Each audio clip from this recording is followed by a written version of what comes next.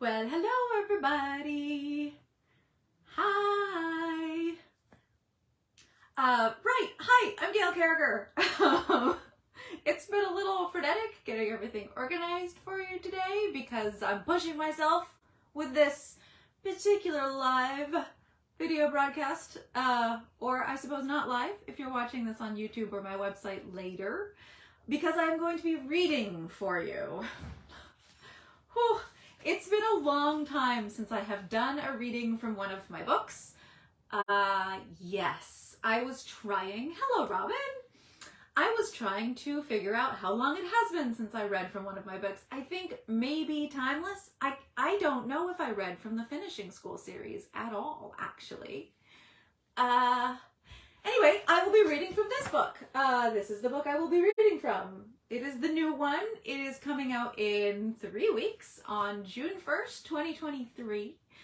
This is a pretty unique thing I'm gonna do. I don't normally read out loud. I don't think it's my skill set. So please don't be mean. There's a reason I spend a lot of money hiring very good narrators for my books, and it's because I think it is a genuine art form and it brings a whole new color and energy to a book when a professional does it. So everybody says you're not supposed to like hedge before you do something, but I'm hedging. So anyway, right, we're gonna give it a little time so that people can realize this is happening and you can tune in. I fortunately can see the comments, which is awesome. When I was testing my technology earlier, I couldn't see the comments, so I'm super glad I can see comments. So everybody say hi. If you want to, tell me where you're tuning in from so I can get excited by people from all over the world or the galaxy. If you're on a different planet, tell me that too.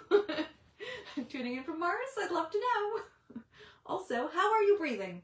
And I'm just gonna check really quickly on my other computer to see that it seems to be rolling out. So I hope it's rolling out.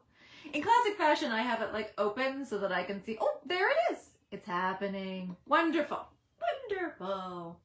So the way we'll do it this time around, Tucson, Seattle, hi. The way we're going to do it this time around is I'm just going to do the reading. The reading will be about a half an hour. I'm going to read the whole first chapter for you.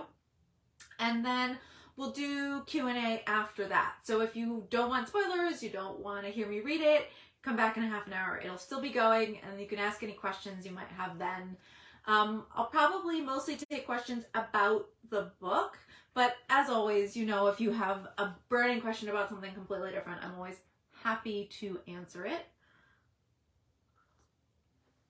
While we wait for people to tune in, I am drinking green tea this afternoon. It's a passion fruit green tea. It might be mango and passion fruit or something else as well. I am supposed to drink more green tea. It's supposed to be very good for you. It's not my favorite tea, so I tend to go for greens that have fruity elements to them. So that's why, and passion fruit's my favorite fruit, so that's why I'm drinking that. The lipstick I'm wearing is this. It's a Revlon. It is not a color stay, so if you meet me in person, you'll never see this lippy, because I like to wear color stays that don't come off when I'm running around events. And these are my exciting new glasses. They're from a company called Pear, and this is the coolest thing ever. They come with changeable frames. So these frames have teapots on them. Like, is that the greatest thing ever? But of course, because the new book cover is all in teal, I'm wearing my teal frames. And yes, I plan to invest in frames for every occasion. It's gonna be my new thing before you ask. Oh, and also they have a book frame. Yeah, these ones have stacks of books on them. Right. That was a totally uncalled for sponsor ad for Pear glasses. So yes, they'll put your prescription in, it's all online, and then they introduce different frames and things all the time, and I might be addicted already. Somebody, the very nice young lady who brought me cupcakes also told me about this amazing business venture, which makes me so happy. Isn't it nifty, as Katie says? Right, on that note, I'm just gonna dive right in. Are you guys ready for story time? I hope you are. This is from this book. I will be reading for you the first chapter so that you can hear how I say the names of the aliens, etc. And my promise is I intend to take the style sheet, which is a sheet that's given to me by a copy editor, which has all of the weird words and names on it. At the very end, when I'm done editing all 3 of the books in this series, I will take that style sheet, which should be soon. This will be soon. And I'll read all of it out loud for you. So that will be a little smaller video that I'll do, and then you'll have all the pronunciation that way. I think that's probably the easiest way to do it. Also, then my narrator, when they come on board to start the reading, will also have the pronunciation guide. So I'll manage to cover 2 bases. But for now, we're just going to read from the first chapter. So, here we go. Divinity 36, the Tinkered Starsong, Book 1, Chapter 1. Divine Intervention. Fex never wanted to be a god, but not everyone chooses divinity. Some have divinity foisted upon them by aliens in cafes. It was a very ordinary evening in every way. There was a revival scheduled for the next night, but that was the next night. So the cafe was calm. It was half full with the usual teenage malcontents pacified by caffeine or sugar or song. They were talking and flirting, and Fex had little to do but see to their whims and keep the place clean. The dome overhead showed its customary display of gods performing reruns in an endless loop of colorful charm. It was a pattern so ingrained into Fex's daily life that he knew where he was in his shift, just from which god song was playing. Tillum was singing Day Gone, with Missit belting out the chorus in his smooth, syrupy voice, which meant Fex had forgotten to take his break, when the alien came into his cafe. Not that it was really his cafe, more just his domain. At school, Fex was the tall, glum refugee that no one liked. At the cafe, he was still all those things, except that he perked a mean coffee and bubbled the perfect tea, and no teen would ever risk offending a barista in any corner of the galaxy, especially not under a dome. So it was Fex's cafe, and he ruled over it with silent glares. In school, he was a lump in the corner, not trying to fit in, just trying to get through. After school, he had something they wanted, even if it was only a cup of some overpriced, overhyped slurp. He had his regulars, the lingering elderly crowd who were still there when he first came on shift, and then, as it got later, the teens stopped doing whatever it was that normal teenagers did after school, who weren't mandated workers like him, and started to arrive. The adults ceded the territory with tolerant smiles and careful movements, and the young people took over, louder, sprawling, and high-strung. It was like when one of the slower god songs on the dome gave way to a faster, more lively performance.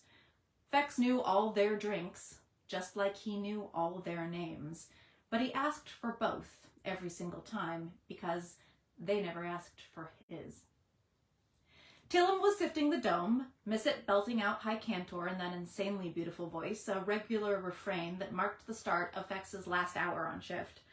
Fex was singing along, not High Cantor, but low, inventing a harmony none of the real gods bothered with. He did that sometimes with the older songs because he heard them so often he wanted something different, even if he had to come up with it himself. The dicey that entered Fex's cafe was not a regular and did not immediately approach the counter. Fex only saw it when it made itself known, moving forward as if birthed by the dome. Fex was usually more observant than that, but this was a dicey. The creature simmered into existence, iridescent and shining, as if stepping out of Tillum's performance and into reality. The dome was dicey tech. Fex supposed the dicey might be afforded some natural camouflage as a result. The cafe hushed in the presence of greatness. Even adolescents knew to be cowed when a dicey walked amongst them, especially adolescents. This one was average-sized, bigger than every human there, but narrow about it. Not thin, just lean and bendy. Like all its kind, it had smooth, hairless skin on the blue end of the spectrum, all the colors of the cafe and the cupola reflecting and shimmering over it like the surface of highly polished metal. Fex moved quickly over to the retail port to take the alien's order. He worked hard to control his reaction. Almost every sapien found the Dicey wildly attractive with their glowing skin, willowy elegance, and huge eyes. Someone more poetic than Fex had once called them the nymphs of the stars. This one had purple eyes. Purple. "What will it be?" Fex asked, colonist-level polite, galactic common. "Beautiful greetings," it said, in Dicey, staring at him. Fex understood because everyone understood at least a little Dicey. It was the language of divine entertainment, after all. It continued to stare, cataloging Fex's features. Blue hair, black eyes, high cheeks, arched brows, and precision lips. A blueprint for human symmetry, an amalgam of crossbreeding for genetic superiority. Fex knew what his face was, the combination of many faces made into a simplistic ideal average, forgettable in its perfection. "Would you like to place an order?" Fex switched to full galactic formal, diplomat's tongue, careful with his pronouns. "You're quite lovely," the Dicey said after a long pause, voice flat and sharp when speaking galactic. What could Fex say to that? "Thank you. I'm the product of a long tradition of gene manipulation that failed me in every way but pretty." Something more self-effacing? "I'm base, human issue, nothing compared to the Dicey." Which was true, because the Dicey were unattainably gorgeous. What he went with was, "Can I take your order, citizen, visitor?" "Would it be intrusive to ask for the title of friend?" "I'm here to make you a beverage, not an emotional contract." Fex dropped to galactic common, since it was rude of the alien to have asked. The Dicey did not acknowledge the reprimand. "I think we should be friends." Fex was silent, confused by this social aggression. It was too strange, even for Dicey. Not that he'd had much personal experience with the species. He'd watched an interview once with a Dicey cultural anthropologist who said they preferred the it pronoun because they liked both the distance it provided and the objectification it emphasized. The Dicey specialized in being different, being something other and better. They liked to be thought of not just as custodians of art, but as art themselves. The Dicey did not make friends. Certainly not with common baristas on common little moons. They had a reputation for being cool and aloof, powerful in a way that wasn't physical but manipulative. Everyone wanted something from the Dicey. Fame, influence, sex, attention. To be the object of desire was to control all the air in a room. Under bubbles of artificial atmosphere, that was real power. Fex said, "Would you like supposy juice or corrosive dark?" He was a barista and a good one, so he knew that the Dicey went two ways with beverages, overly sour or overly bitter. "You have interfaced with my people before." The alien's expression was hard to read because, well, alien, but it felt almost flirtatious because of its crests. Fex was a little fascinated. He'd never seen those infamous crests up close before. They were made of an accordion of thin membrane that rose off the top and back of the Dicey's large pointed ears like a fish fin.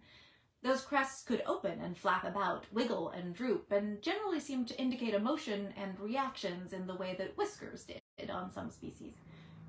Right now they were unfurled and arched towards Fex like a probe's feelers intent on him. Still, this was beginning to get frustrating. Did the creature actually want a beverage? Atacon 7 had a diverse population. Fex was no stranger to being a decent interstellar barista to alien life. The moon saw a lot of spaceship traffic. This Dicey should know that. Why wasn't it just ordering a damn drink? Fex wasn't one for polite small talk, so he said, "I know dicey taste." "And you engage with our music." It gestured with one six-fingered hand at the dome that formed the structure of the cafe. Tillam's performance had ended, and Arata had taken over.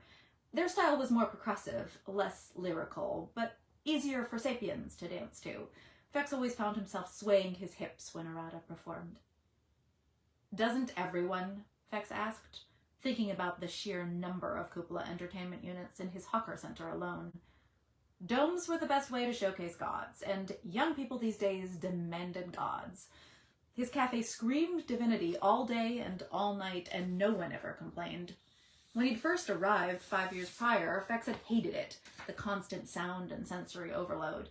But like everything else off-wheel, he'd eventually become accustomed to the sensation.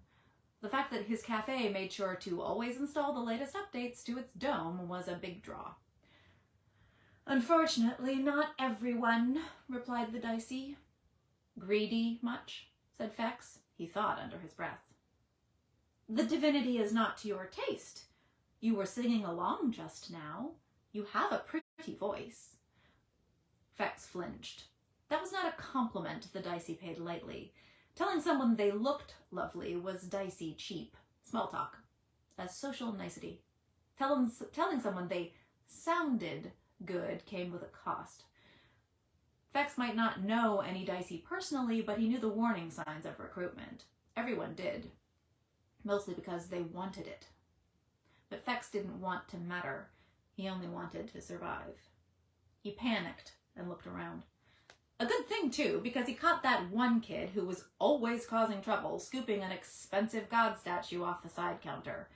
The relic disappeared like magic into the kid's wide sleeves, and she stood smoothly and sauntered out of the cafe. Fex put both hands on the high counter and vaulted over it. The kid took off across the hawker center. Fex bolted out of the cafe after her. It was no contest. Fex had long legs that had almost gotten him killed on the wheel, but had served him well since in sports or dance. Those legs made easy work of catching a petty thief. Fex hadn't run the blades for years, but he never stopped training as if he needed to. When survival meant speed and dexterity, you don't stop, even when you've found yourself safe. Especially them, because safe wasn't something you trusted. The song of a refugee was carried in Fex's speed. The kid dodged a noodle stall, dove through a group of gossiping locals, and rounded a bench. But that was her undoing. Fex simply springboarded off the bench, flip-twisted midair, and landed facing her. He slapped his hands to her shoulders. "Give it back." She struggled, trying to wrench free of his grasp. "I'll return it to the cafe, and no one need know. We'll both forget this ever happened." Fex hated her for putting him in this position. "I don't have anything." Scared eyes glared at him. "You stole a god statue. If we do this quick, I won't file a report with the cops." "You're crazy." Fex shook her in frustration, bony shoulders small and sharp under his hands. "Give." "I don't know what you're talking about." He let go of one shoulder and poked at the weight in her sleeve. "Give it back, and I'll leave you alone." "Why would you be nice to me?" She pouted, but looked a little less wary. Perhaps she thought she could still get away with it. "I'm not nice. I just hate cops. Give over, or I will call them." Fex had no way to know if she believed him. He'd never threatened anyone before. The kid tightened her lips, examined his face, feared what she saw there, fished about in her sleeve, and handed over the statue. It was Missit. Fex sneered at the tiny god in his hand. She didn't even have good taste. "You couldn't be original." The girl made to grab it back. Fex just held the stupid thing above his head, well out of her reach. She screeched at him. "Have you ever seen him live? With Tillam? He's amazing. The best thing ever. Missit is the greatest god of all. I love him. I worship him." Fex looked her dead in the eyes and said the most cutting thing he could think of. "He's overrated." "Oh my God, you can't say that. He can cantor and grace. He's the most multi-talented god ever to exist, ever. He's the absolute absolute eternal. Can't skin sift, though, can he? She made a dismissive noise.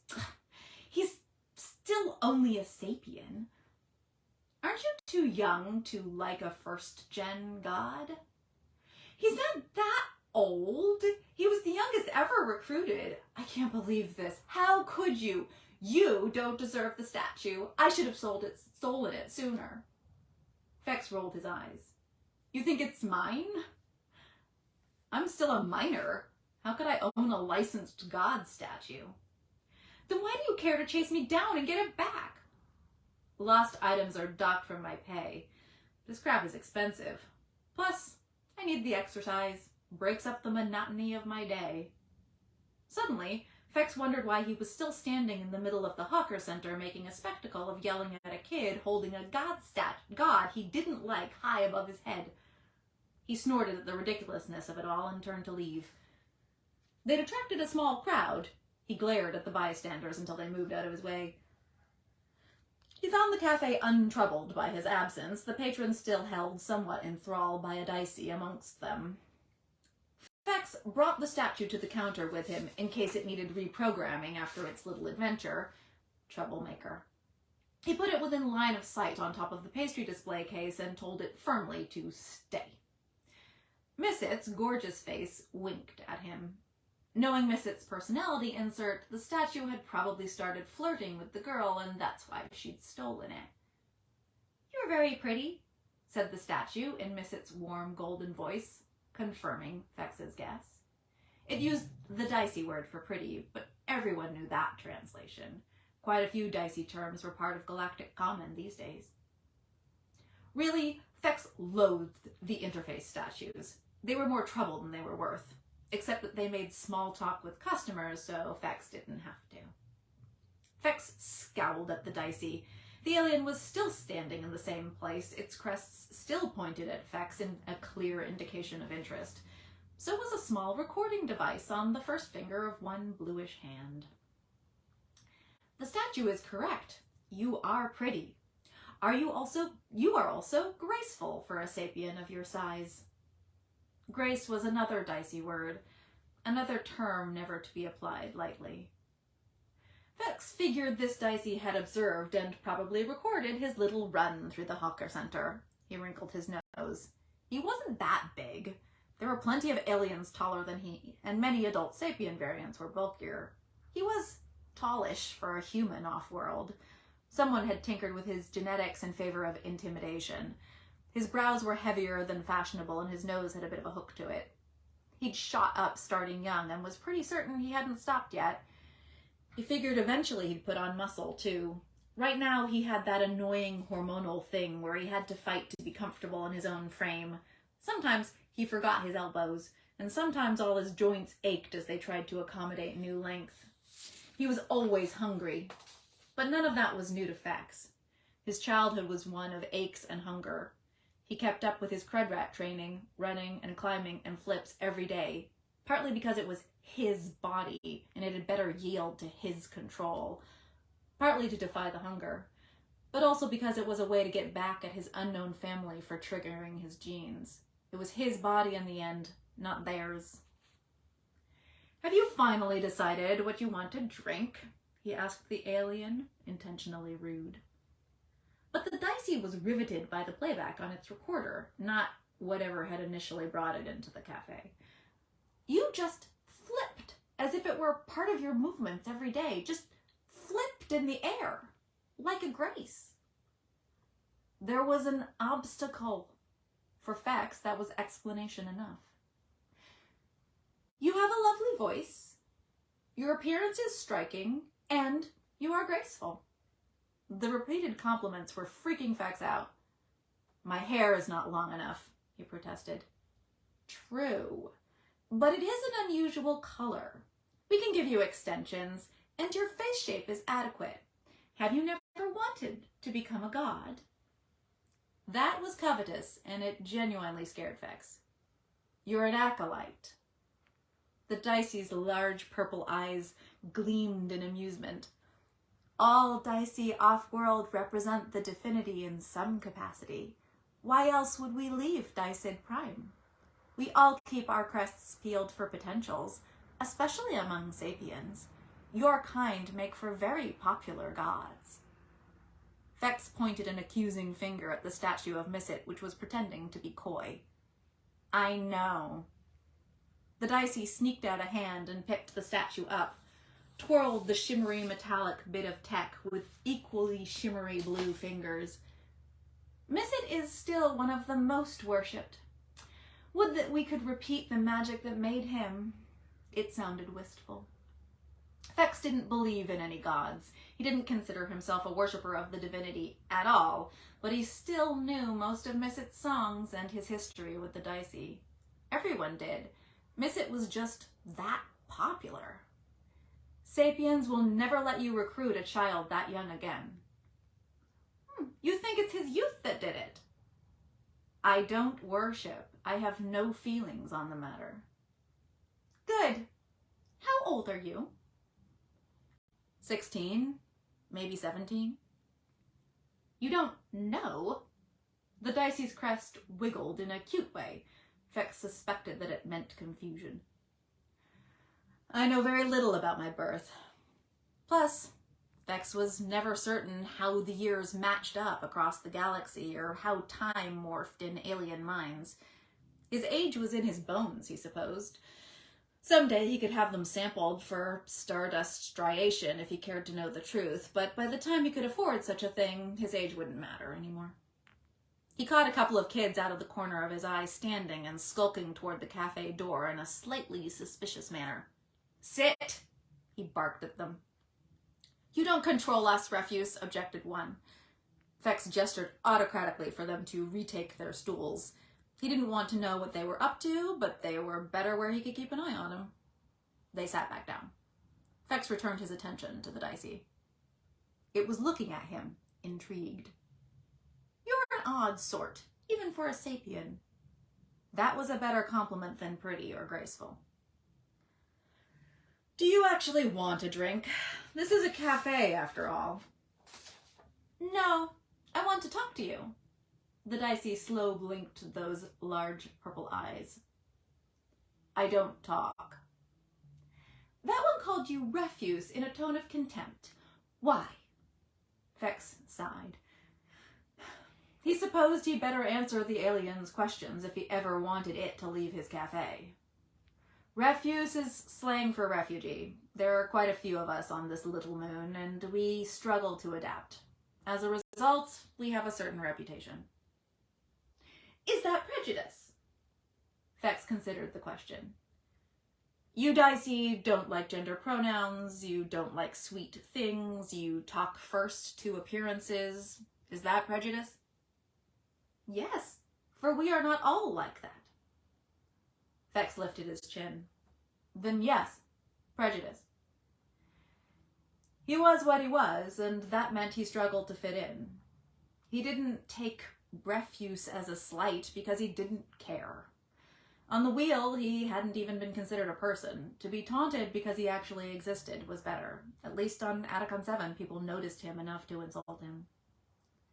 The Dicey's ears were still fully crested. More questions were coming. You are a sapien, but here, you two are an alien.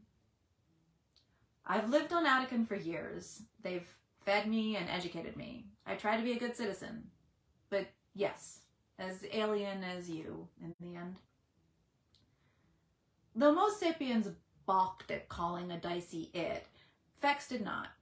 He grew up in a place where anything not wheel was enemy, and all aliens were beastly and dangerous, and it.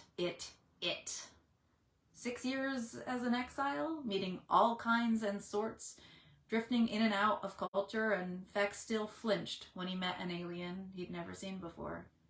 He still thought of them as something other, something to be feared. He was still wary of their strangeness. The wheel had hated him when it thought of him at all, while simultaneously training him to hate and fear everyone else. He worked hard to suppress those instincts, but they still bubbled up, and this annoyed him.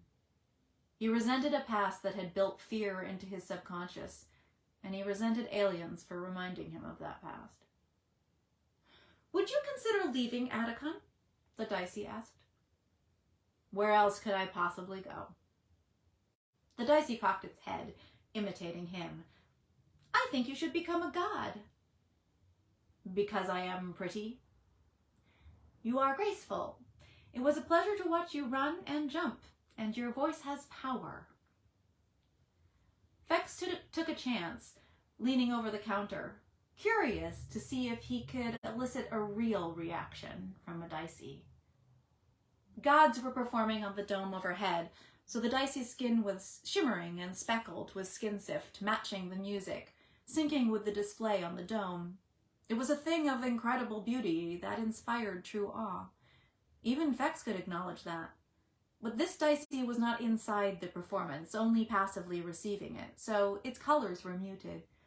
Or perhaps this Dicey simply wasn't god level, and a god's skin sift was a talent possessed only by a rare few of the species. Fex had always wondered about skin sift, so he decided to test it. He sang a refrain from one of Tillem's biggest hits, one of Fortue's lines. Distinct from the god song above them, it had a contrasting cadence and different notes. He sang it soft but true, pushing it towards the Dicey's bare skin with his breath. Fex's vocal cords had been altered just like the rest of him. It's what the wheel did, messed around with human genes, hunting for some impossible version of perfection.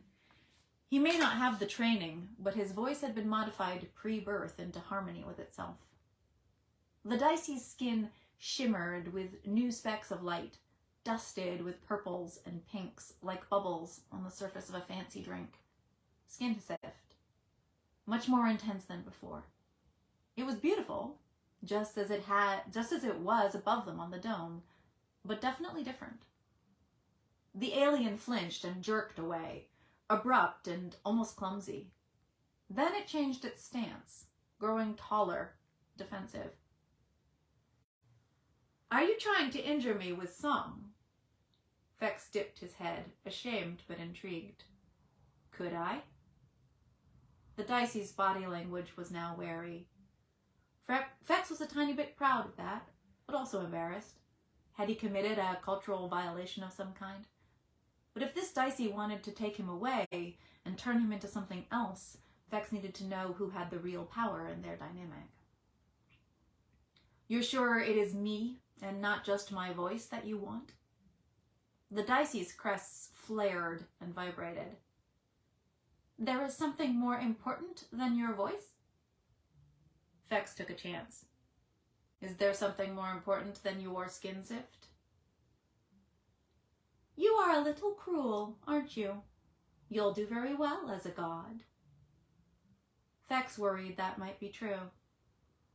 The Dicey looked him up and down. There is a Tillem revival tomorrow. Will your cafe be hosting it? Of course. That was a stupid question. Tillem was performing a new song as an apology for ending their recent tour early. Every dome in the galaxy that could afford the fee would be hosting it. Tillem may not be the most popular pantheon at the moment, but they were one of the most famous and well-established of all time. They were never without worshippers. The cafe would profit nicely. I'll return tomorrow, said the Dicey. It turned, all liquid elegance, and left Fex's cafe. The alien never had ordered a drink. Fex finished his shift and ran home, leaping and wall-walking just because he could. When he was alone in his pod, he looked up everything anyone had posted about Dicey recruiting, auditions, and the path to godhood. The Infinite had notably little to say on the subject. Being recruited was the dream of many, but the process and reasons some sapiens were chosen over others eluded everyone who hadn't gone through it, and those who had clearly labored under gag orders. Fex didn't like the idea of becoming a god. Performing for millions, transforming into an object of worship, a statue in a cafe, a song on rotation. But he couldn't deny a strange joy at being wanted. And he had to consider the fact that his life was already repetitive and statue-like and trapped under a dome. Would it be so different to be a god instead of a barista? He didn't sleep that night. He wasn't certain if it was fear or anticipation or both. And that's the end of chapter 1. I hope you enjoyed it. Man, I have to say, it's easier to do a reading when I don't have an audience. I don't have to become... I would make a terrible god. Let's be clear about that. Not a performer. But thank you all for tuning in and for staying and listening. I really appreciate it. Before you ask, I will not be doing the narration. I never do the narration of my books. It used to be in my traditional contracts, there was a clause that said I had to do it if the publisher asked me to, and I was always petrified that they would activate that clause. They never did. I will be hiring an excellent narrator, don't worry. The production's gonna have to be really, really good because this is a book all about music and voice and stuff. So, but it will take a while to get the audiobook up and running because the person I want to do it is in very high demand, so I'm gonna have to wait. But that's okay, so long as you guys will be patient. However, the digital book and the print book are both coming on June 1st, 2023. That's in 3 weeks. The print book, I will try to time it as close as possible to that date. I battled print upload all day on Thursday, so I don't know if it's worked yet. We'll find out soon enough. Margaret says I have a lovely voice. Thank you very much. I grew up with my mother reading to me, who's quite British, who has that lovely British accent. And so I think when I hear my own voice, I think of it as sort of flat and not very exciting. So one of the reasons I don't intend to read my own or narrate my own stuff is because I don't like my own voice very much. But I think very few people like the sound of their own voice. Lavender asks for Gumroad. Do you get an email when it drops? Yes, I will. Not only will Gumroad, if you've signed up to buy the book digitally directly from me, which you can do, and is the nicest way to order it, quite frankly, it's through a vendor called Gumroad, and basically, it's not even Gumroad, it's me. I literally go into Gumroad's system when you've pre-ordered it, and I set it all up to send you all an email that Gumroad knows who's paid, basically. And in that email will both have a link to go to your Gumroad account to get it, and I will also include the actual file for the electronic book in that email. So it will come into your inbox, and it will say, this book is now complete and ready to go, and you can either re-download it or sideload it or however you want to access it. Also, you get it first. Since I need to go up and upload everything and make sure the file is all finessed a couple of days ahead of time, usually at least 24 hours ahead of time, it goes out to the direct buyers. So anybody who bought the book directly from me actually gets it sometimes even a couple of days early. So an extra little perk for ordering direct. Right, there's a couple of, so let's do some questions. I see a few already. I'm gonna remind you to please put a question mark before the question, and I'm gonna keep an eye on the time. Good, we have 20 minutes. Let's do questions about this book first, and then at the end I'll come back in case there are other questions. So we answered the Gumroad question, that's the direct question. Somebody says they were able to pre-order print. That's a little startling. I would be careful about that. That might be a scam, just so you know. Ty asks, how long does the hair have to be for it to be godly? How do they feel about witches? The Dicey are very enamored of the human capacity to grow hair and to have hair, and there's a lot of, like, gods go through a lot of, like, plastic surgery and stuff like that. I mean, it's not called that in the book, but essentially that's what happens. Like, you get The dicey are going to manipulate you into whatever form they think is appropriate for their dais, for their domes. And that includes like hair plugs and extensions and all of this other stuff. But it is mentioned in the books that there are a few gods who have short hair or have no hair or are hairless, like the dicey are hairless. So you don't have to have long hair. They just prefer that sapiens do. I think it's swishy. They like the length of it. They like it floating around. I don't know why they like it so much. I haven't asked them. But they are kind of obsessed with very long hair. So it's one of the signs of godhood.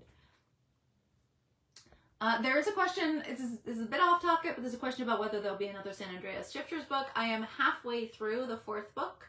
I had to stop to do all of this, so it's just been, but I was at a good stopping point, so don't worry. So I intend to finish that one, so that will be the next new release after this trilogy comes out. But all 3 books in this trilogy are going to come out first. And then there'll be another San Andreas book. And then we'll see. The world is my oyster. The galaxy is my dome.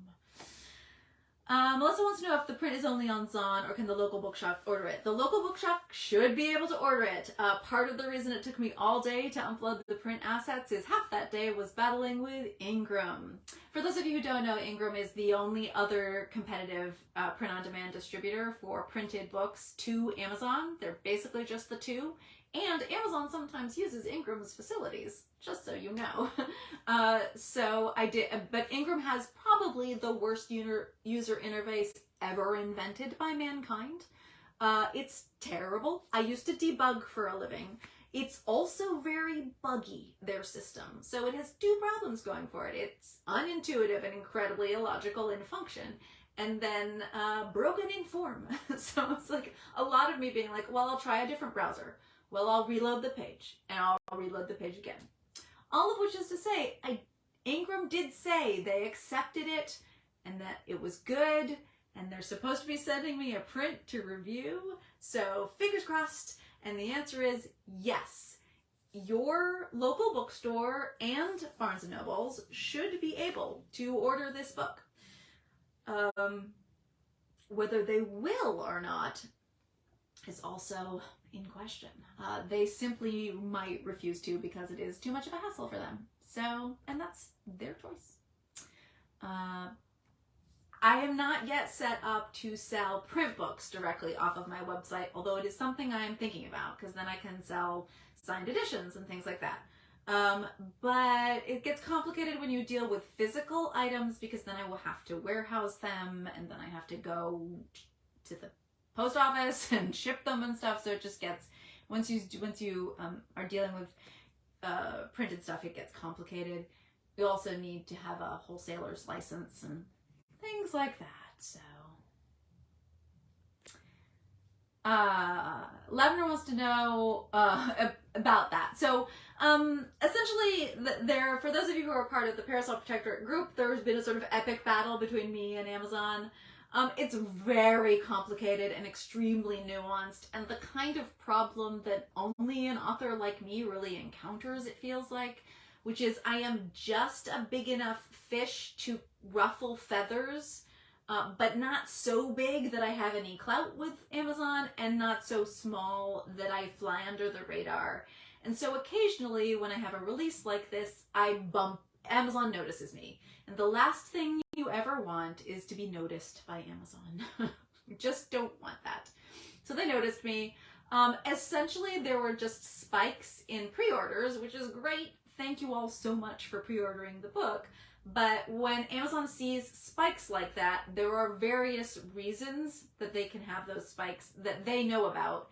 And a couple of them violate their terms of service. Now, I did not violate their terms of service, but they have accused me of doing so because of the spikes. In other words, I'm selling too well by their standards for someone of my size. They don't like to see this kind of thing. And so they've accused me of not having enough traffic to cause these spikes. Now, that could be because I was using bots, or it could be because I did something else that you're not supposed to do with the link. You know, like I took out advertising or something like that.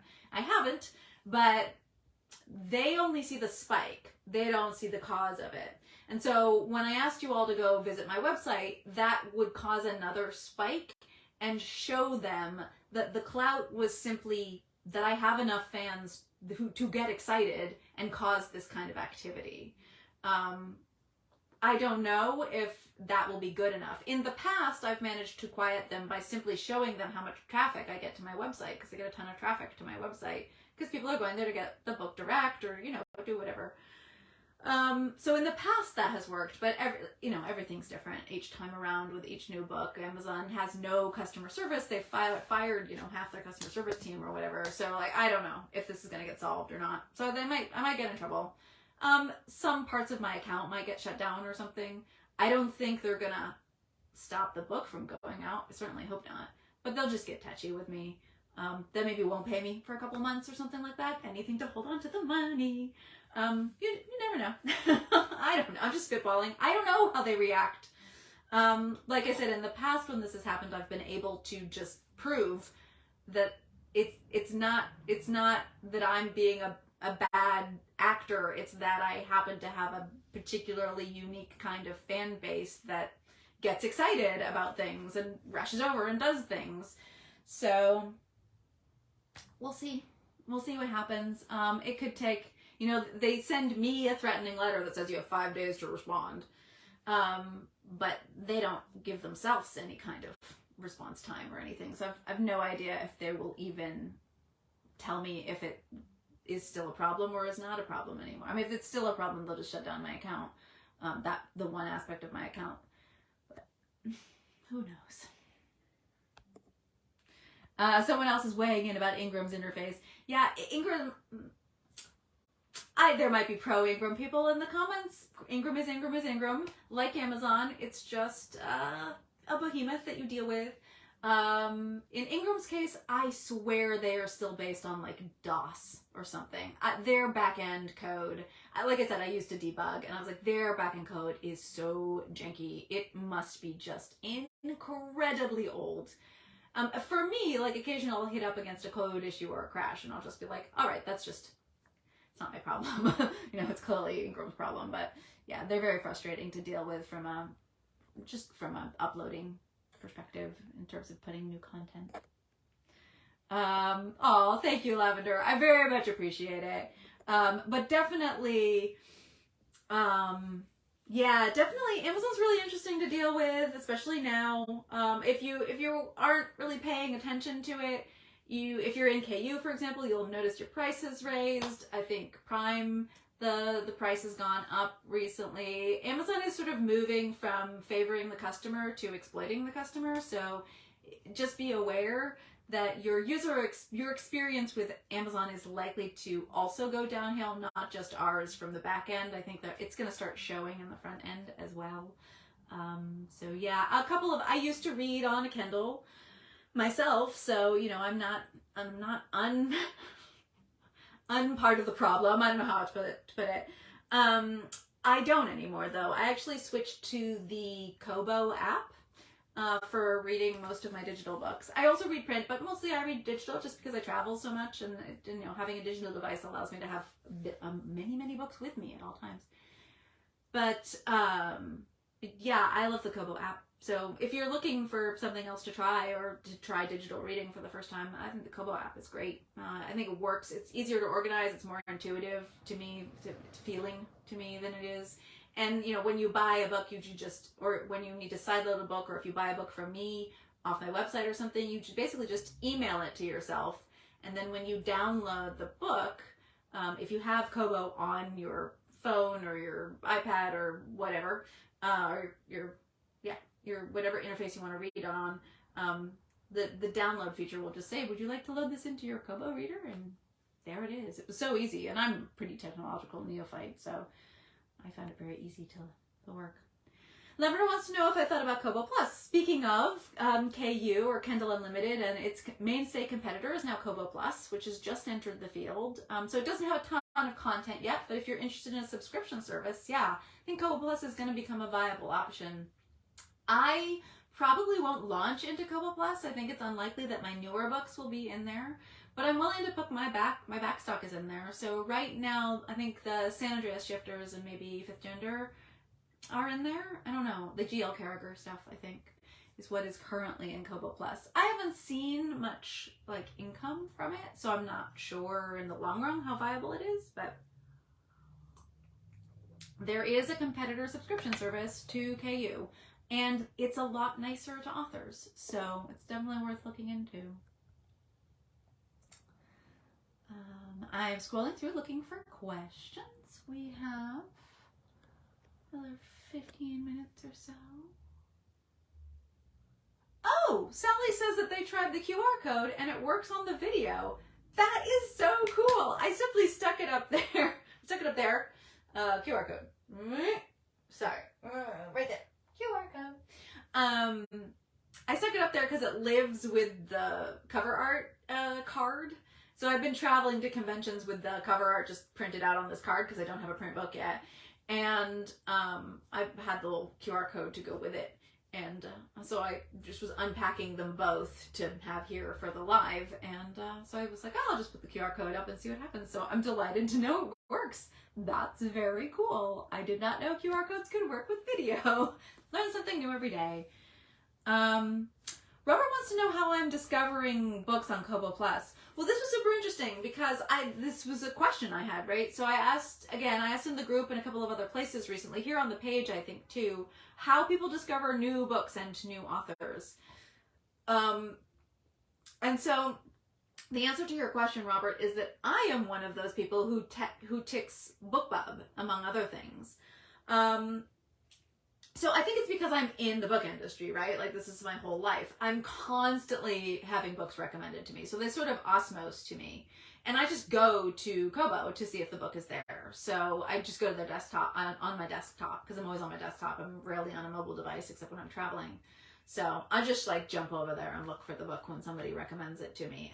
And that somebody, you know, it can be in a BookBub, in my inbox. It can be, I do use Amazon's follow author feature a lot. I don't buy on Amazon, but I use Amazon to tell me when a new author has a book come out. So I do that. I also do BookBub follows. If you don't want to have anything to do with Amazon, you can go to BookBub and just follow all your favorite authors, and BookBub will also let you know when the author has a new book coming out.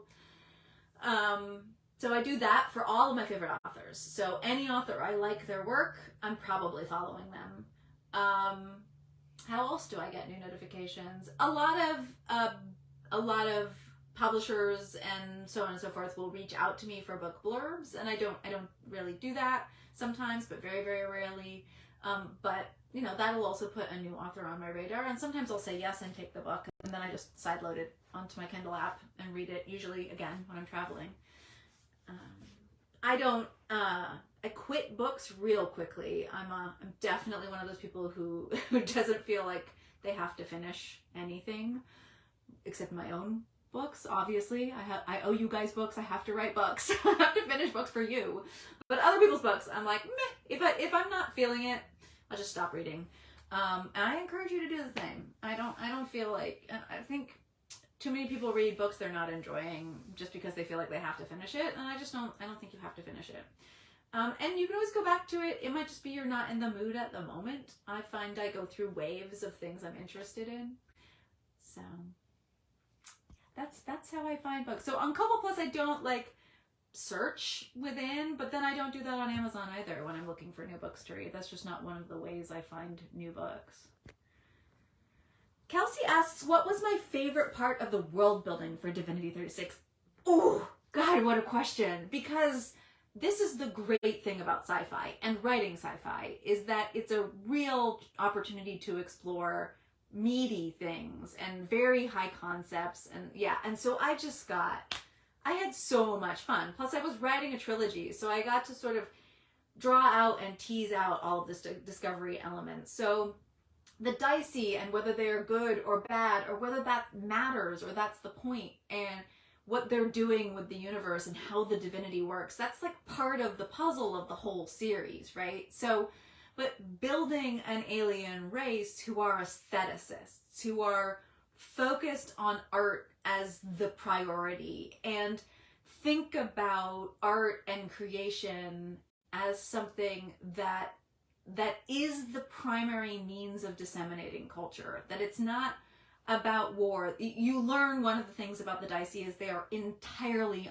non-violent. They don't even kind of understand how to be warriors. They just don't get fighting. It doesn't, which of course can make them easy to take advantage of by other alien races or humans and sapiens. But also it makes their whole perspective on the universe super interesting, and that was a lot of fun to write. And yes, you meet Dicey characters who are lovable and adorable and sweethearts, and I hope there are two, well, there are actually three you meet in the first book, and Jin Yaisen, who's sort of eventually becomes one of Fex's best friends, is a freaking great. It is one of my favorite characters. So yeah, they are really interesting. So I think that was the Dicey were probably my favorite things to sort of build in the world. But yeah, the moon that Fex gets transported to, that's like 3 conjoined moons, that's essentially sort of the training, schooling, education grounds for the creation of gods, that's really fun to build. All those thinking about faster than light travel, how you move between the stars, that's always something interesting. But for me, because I'm really interested in culture and culture conflict, and because I get a lot of the drama of my stories from characters talking with each other and interacting with each other, that's what I do. I love dialogue so much. A lot of it is the creation of the different aliens and the species and their cultures and how they react and how the language works. I will say that my developmental editor was obsessed with the descriptions of how the dome works and how the art works and the kind of euphoric, religious, transportive experience of essentially concerts, or these concerts under the domes. And she was saying that she thought that was some of the best writing I'd done, was especially for descriptions. Which was talking about how Skinsift works and how the aliens create this art form, and essentially they create visible music. So I think that's probably something to look forward to as well. And after she said that, I was really proud of it, because I don't always consider like descriptions my strong point. I always think of myself as more of a dialogue author, but she really loved those parts. So yay for that too. I think. I'm very proud in general of these books, but to come back to your question, this incorporation of specifically focusing on aliens and humans and how we all think about creation and the creative experience and artistic expression, particularly performatively, was probably my favorite part about these books. Ty wants to know about WesterCon, saw that it was canceled. Honestly, I don't know the gossip.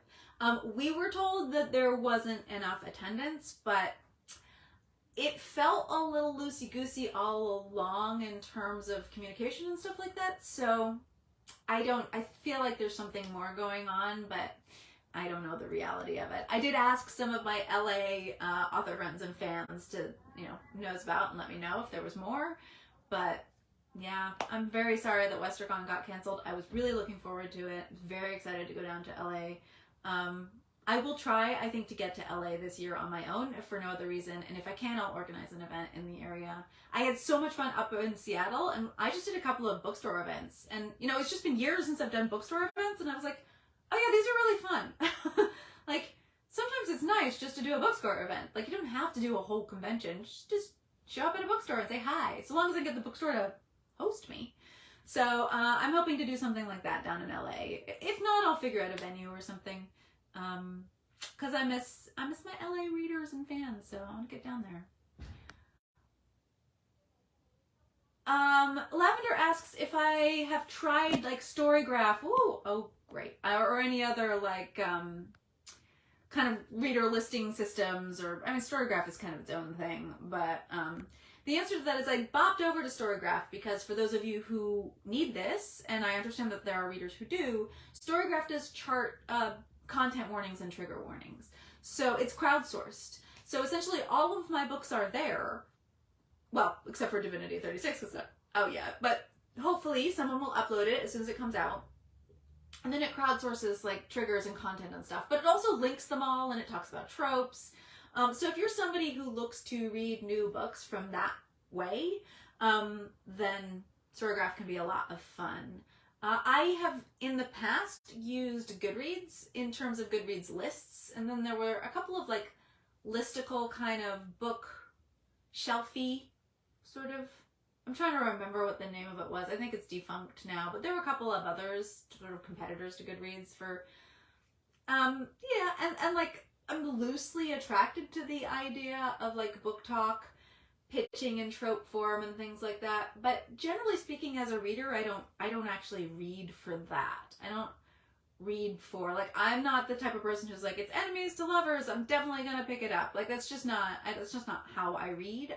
Like I write, I tend to read super widely and kind of all over the place. So I'll just be like, I'm in the mood for a space opera, and that's about as narrow as I go. And then as I'm reading, if they start to hit tropes I really like, I get excited.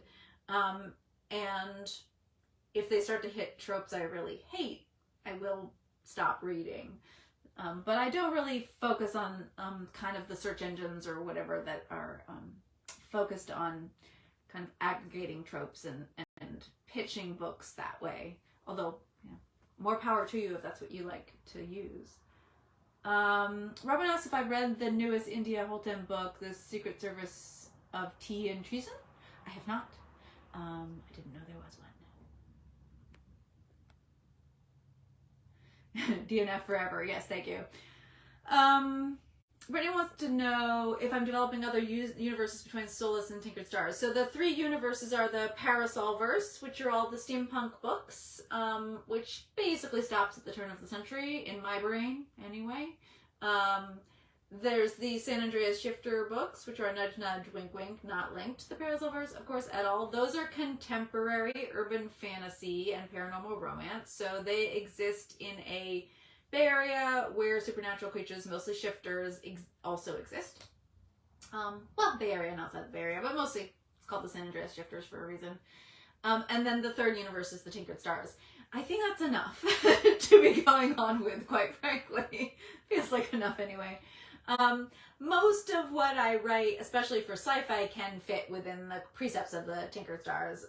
The way the galaxy evolved and the way humans and non-humans evolve and colonize, etc., is kind of, I kind of invented it and it kind of sits there, and pretty much anytime I want to play with sci-fi, it tends to easily fold into the Tinkered Stars. So, Crud Rat is also Tinkered Stars, and then so is Fifth Gender. So even though Fifth Gender is written under the Gail Carriger moniker, there's lots of alien crossover between all three of these books. And before you ask, there's a second book in this series, which I have the notes for, and I promise I will eventually write, so that we'll finish out Mora's story. And there's definitely at least one more in this one. Although these are more standalone little mystery stories, each one. So don't worry, there's more coming. But on the bright side, this one, the new book, is all three books. All three books are written. All three books are coming out by the end of this year. That is my promise to you. I am actually revising the third book right now. It has an appointment with Copy Edit, so like they are happening. The second one was already through Copy Edit, so it's just getting the cover art, getting them all out. So you will get, by the end of this year, to read all of them back to back if you so choose. So just pre-order them, okay? Even if you're gonna wait to read them, trust me, they're awesome. Of course, it's me. The ending is all great and tidy. I think it has a wonderful ending. You don't have to worry. Everything will be all right. So it's always my contract. It's cozy and warm. There's found family. There'll be some rough times in the middle, but it'll all be all right in the end. Yeah, so in this particular instance, there will be no waiting for any future books. It's a tidy 3-book trilogy, and I'm very proud of that fact. It's the first time since pretty much the Finishing School series that I got to write like that, and it was really a joy to write back to back that way. I feel like I got to write a really clean series as a result of that. So with the Finishing School books, the books were being published while I was writing them, so I couldn't go back and change it because it was already out. With these books, I wrote all 3 back to back, and then I could go back and sort of tinker. So they're very tight. So there's foreshadowing in book 1 for book 3, and I feel like the flow is really good. I'm very excited about it, clearly, because I keep chattering about it. Somebody says that they find new books through the Parasol group. That is very true, yes. That is something I did not talk about when finding new books and new readers, which is I have a pretty invaluable resource, which is you. When I am looking for a book, all I have to do is ask, right? I have readers. Readers will tell me what books I can say I would like a book that has this, this, and this. Anybody got one for me? So yeah, finding a new book is not really a problem for me. It's not a problem.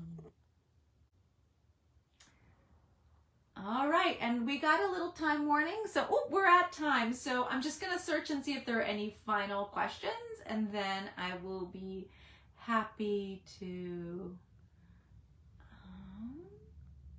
answer those right before we leave. It looks like not. It looks like we have no more questions. Wonderful. Oh, Lavender has something. Always Lavender has another question.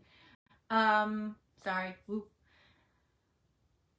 Do I feel like any of the characters are tugging at you for novellas and shorts? Yeah, there are a couple of characters that would like a little piece, I think. I haven't spoken to them. I write down the notes and then I like put them back to sleep. But definitely I could see a couple novellas. So don't worry. The Parasolverse is not being ignored either. There are definitely more books coming, more books. I'm never going to run out of ideas, everybody. It's not my thing. There will always be more books. There will always be new ideas, and don't worry. Do not worry. And on that note, thank you all so much for tuning in, for humoring me while I read aloud. I hope it was okay. And I hope you'll give the new one a chance. And I cannot wait to read your thoughts and hear your thoughts on the internet. And I love you all very much. And thank you for your help recently. And I will see you in a month.